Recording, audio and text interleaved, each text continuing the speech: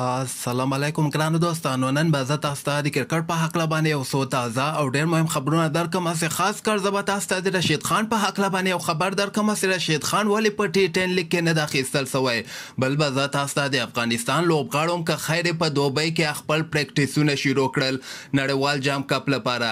او د نه علاوه به زه تاسو ته د محمد نبي زوی حسن اساخیل سه کومې لوبې هغه لیګ چې د پاکستان ځوانانو لیګ د هغه تاریخونه هم اعلان شوي دي.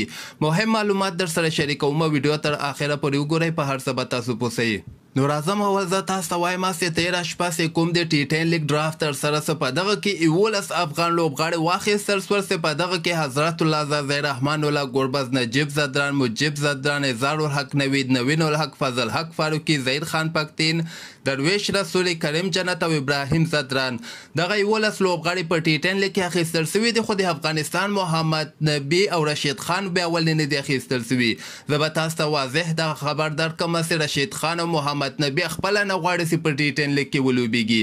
ځکه رشید خان وایي چې زه نه غواړم دغه ټي10 لیګ وای ما تاسې ګپ شپ ښکاري، ځکه وایي زه خپل نوم بیخي دوی ته لیږم نه او زه خپله وایي نه غواړم چې په ټي10 لیګ کې لوبه ترسره کړم. بل به زه تاسو ته وایم چې د افغانستان لوبغاړي چې کوم دي دغه کوم چې دوبۍ ته تللي دي نن یې پریکټیسونه هم شروع کړي دي. دغه دوبۍ کې چې کوم کیمپ لګېدلی د لس شپې به که خیر دغه کیمپ دوام وکړي. هغې نه وروسته به بیا د افغانستان لوبغاړي د اسټرالیا په طرف باندې روان سي. په دغه کې دوی د بیټینګ پریکټیس هم وکړه او د بولینګ پریکټیس هم وکړه. بیټسمینانو د بیټینګ پریکټیس وکړه او بالرانو د بولینګ پریکټیس وکړه. په دغه کیمپ کې بعض د ځوان لوبغاړي لکه عبدالرحمن وفادار محمد ضیاء الرحمن اکبر دغسې لوبغاړي هم لیږل شوي دي، ځکه افغانستان کرکټ بورډ غواړي چې دغه لوبغاړي کال 2023 نړیوال جام کپ ته تیار کړي. او د نه علاوه به زه تاسو ته وایم چې انګلند چې کوم د هندوستان نه دغه غوښتنه کړې ده چې تاسو پاکستان سره ټیسټ لوبې په انګلند کې وکړئ.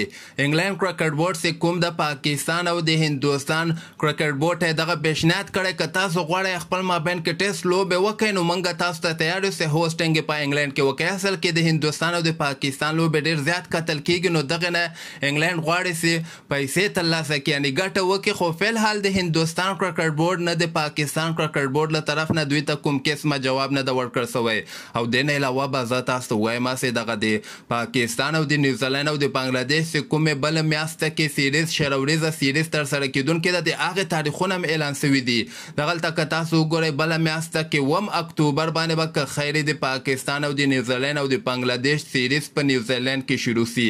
پاکستان ډېر ښه پریکټیسونه شروع کړي، نیوزیلینډ او بنګلادیش هم تاسو وګورئ، همدغسې هندوستان تاسو وګورئ سبا ته یعنې دغه د 28 سپټمبر باندې هندوستان ساوث افریقا سره لوبېږي او پاکستان انګلند سره هم بیا لوبه ترسره کوي. یعنې د چهارشنبې په ورځ باندې چې کومې دوه زبردسته لوبې ترسره کیدونکې دي دغه هم دوی ترسره کوي. خو د افغانستان لپاره بدقسمتي دغه ده چې کوم کرکټ بورډ افغانستان سره لوبې کول نه غواړي. او بل به زه تاسو ته د افغانستان محمد نبي زوی حسن اساخیل چې پاکستان جونیئر لیګ کې اخیستل سوی ده د هغې تاریخونه هم اعلان شوي دي.